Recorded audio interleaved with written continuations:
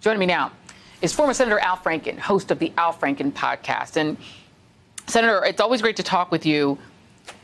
So this is what we're doing. Republicans don't care about democracy. They hate elections because they don't always win. And they are watching Donald Trump burn down the House so they can get more judges and stack the Federal Reserve Board with their people and 33-year-old unqualified judges. Is that the same Republican senator cohort that you knew? Yes. They're a disgrace. The longer that they refuse to acknowledge that Joe Biden won, fairly, the more Republican base is going to buy into the fiction that this was rigged, and that undermines democracy, and that causes lasting damage. You can't get that's going to be with us for a long, long time. You can't put the toothpaste back in the tube, and it's an absolute disgrace. And this is the time when we have the worst we have an emergency, we have a pandemic. This thing is spiking and people are dying, and we have a president who just refuses to do this job that that he's fighting to get, but he has no interest in doing. And we need a government now addressing this crisis. Yeah, I mean, it's pretty clear that Donald Trump is much more interested in keeping himself out of legal liability by remaining president than in doing the job of president. I think that's pretty clear, and there's some reporting to back that up. Let's go through some of these senators individually. Let's talk about Lindsey Graham. There's now been a Senate ethics complaint against him for what he's been doing, meddling in the Georgia election. He also did some fundraising from the Senate, which he's not supposed to do, trying to tell Georgia to just a Republican official in Georgia, the Republican Secretary of State, just throw out the ballots, throw out the legal mail-in ballots so Trump can win.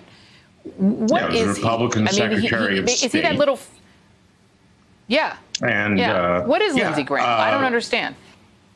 Well, he's a very cynical politician. That's what he is first and foremost, and he will tell you that if you're serving with him in the Senate. We know that. Look, the Republican Secretary of State of Georgia said that Lindsey called him and asked him basically to get rid of some legal votes. And then Lindsey denied that. And then, unfortunately, there was another person on the phone. There was a witness to that. Lindsey also said in the interview where he denied it that I talked to a lot of secretaries of state that night, including the Secretary of State of Arizona. And the Secretary of State of Arizona said, no, he didn't talk to me.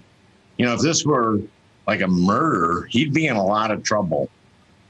And yes, there's an ethics investigation, and there should be. And if he's lying, which, he should get due process. But this is really serious. This is. And there's also ethics investigation. There are also some accusations of ethics violations by the two sitting senators, Kelly Loeffler, for violating ethics rules with making fundraising pitches to try to get her a seat. She's not won the first time. She wants to get elected for the first time. She did that in the Russell Rotunda. Yeah, exactly. She also, of course, sold stock at a beneficial time for her after she got the briefings about COVID. David Perdue helped a defense contractor and sold off stock at a beneficial time for him when they both found out how bad COVID was. This is who these Republicans are fighting dog in, dog out to get into the Senate. At this point, do we actually have two political parties, or do you agree with David Frum that we have one political party and sort of a mafia on the other side that just wants to try to get minority rule for completely unethical people? I split the difference. We have two political parties, and one of them is kind of a mafia. And this is, look, this crazy that senators have stocks in any stocks, they should have mutual funds or, exchange traded funds. That's what I had. I mean, that's what you should have. And yeah, what Perdue did was vote on something and then immediately sell a stock in a defense contractor that he helped. And what Loeffler did was awful.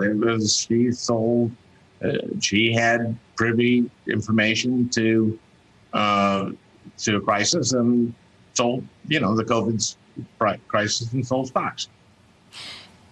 Sold hotel stocks. Let me talk about a guy that you might remember from New York, and that would be Rudy Giuliani.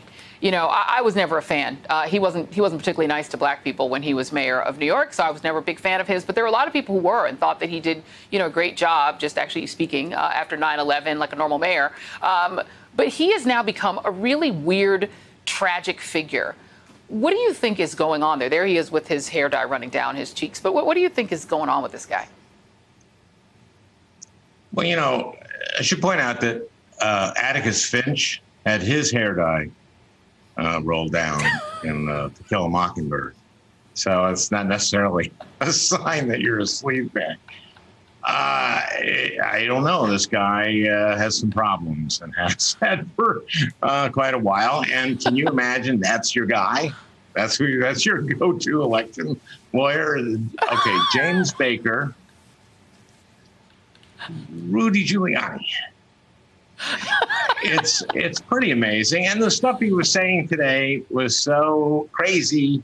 And look, this is so damaging because Republican base is going to buy into this more and more the longer this goes on. And that's a tragedy. It's especially a tragedy now.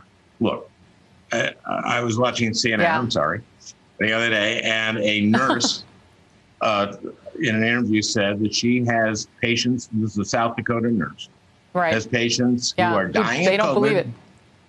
Who don't believe it, who are denying they're dying of COVID. Yeah, absolutely. And this is because Donald Trump refused to be a leader. Yeah. No, I totally agree. And we forgive you for watching CNN on occasion. You can do it once in a while, but you have to keep coming back to us. Former Senator Al Franken, we love having you. Thank you very much. Appreciate you. And MSNBC's exclusive interview with Barack Obama is next. Don't go anywhere.